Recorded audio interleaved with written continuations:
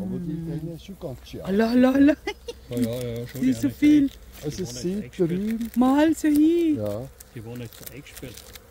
Aber der andere Stoff da, die sind ganz langsam aus.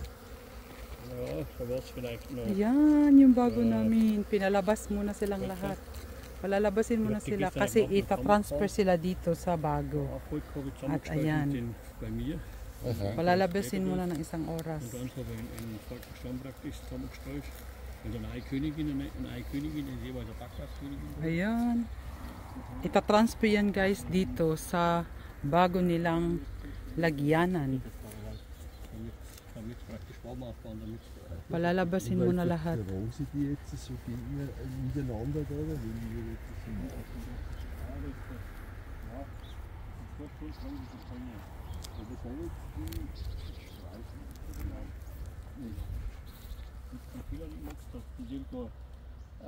so Rutschbein, Fuß, dann kann das gleich behandelt worden. da braucht man nichts machen dann, oder?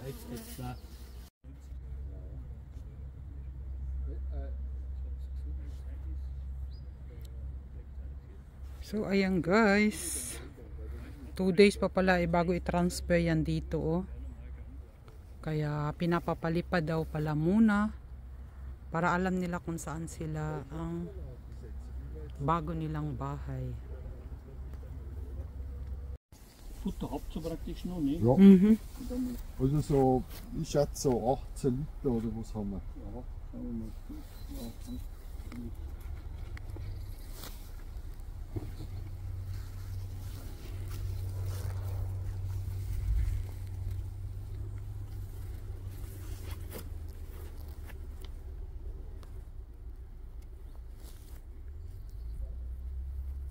Pinapalitan yung yung butas, pinapalitan para hindi sila lahat kaagad das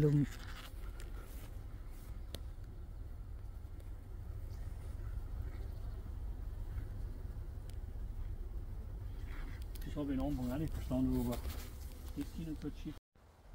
So, good morning guys, good morning. Ayan guys, ituloy-tuloy ko na guys, mag-explain lang ako ng kunting nakaalaman ko na dito sa aking pagkakaroon ng honeybee. Tulad yung, i-shoutout ko nga pala muna si Jane. Si Jane, sulat ko na ng pangalan mo dyan, hindi ko na alam kung ano ang buo mong channel. Jane, eto na, nandito na naman ako kasi tulad ng sinabi ko sa iyo kahapon, na may bago kaming deliver ngayon.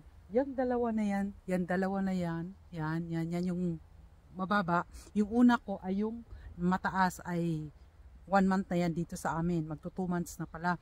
Ngayon, itong dalawa na to, ang bagong kaka-deliver lang. At saka, ililipat namin to dito sa bago. Ayan, ililipat namin yan dyan. Kaso nga lang, bukas pa pala. So, i-explain ko lang, no? Pagbago pala ang deliver ay 2 hours na lilipad-lilipad ang mga bee kung saan kasi may antena. May antena yung bee kung saan sila, kung ano ang kapaligiran nila.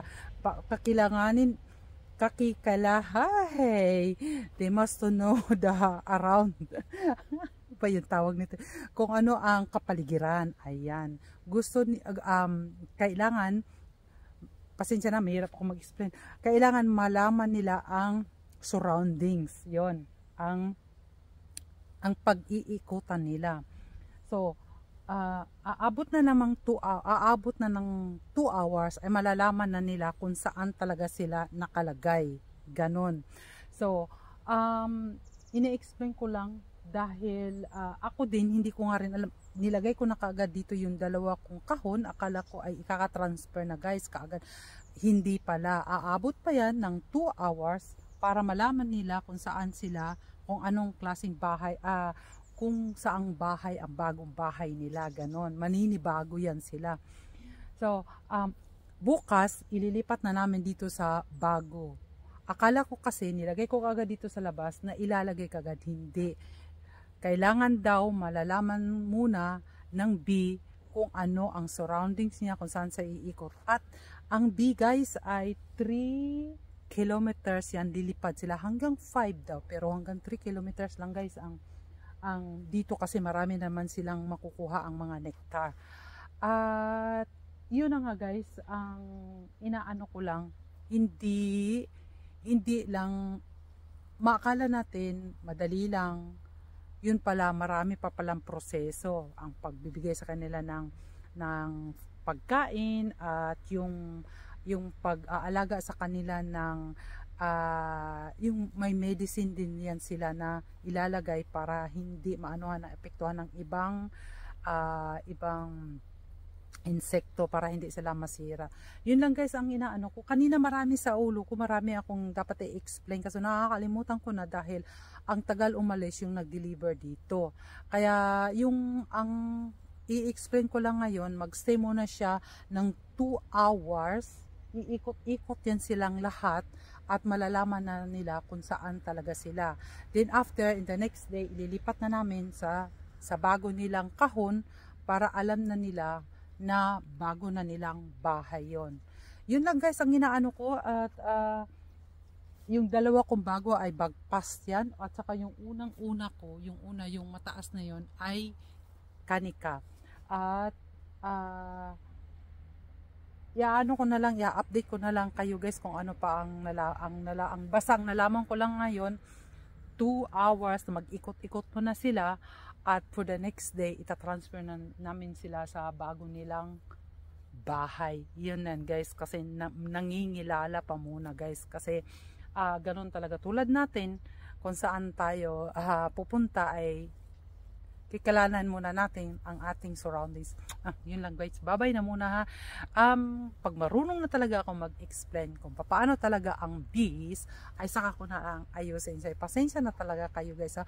Mahirap ako mag-explain pero andyan na. Ang malaga sa akin ngayon guys ay meron na akong bago na namang bees. Okay, bye-bye guys, and thank you always for watching. At sisikapin ko next time at yung pagkaroon ko ng honey, papakita ko rin din sa inyo. Bye-bye!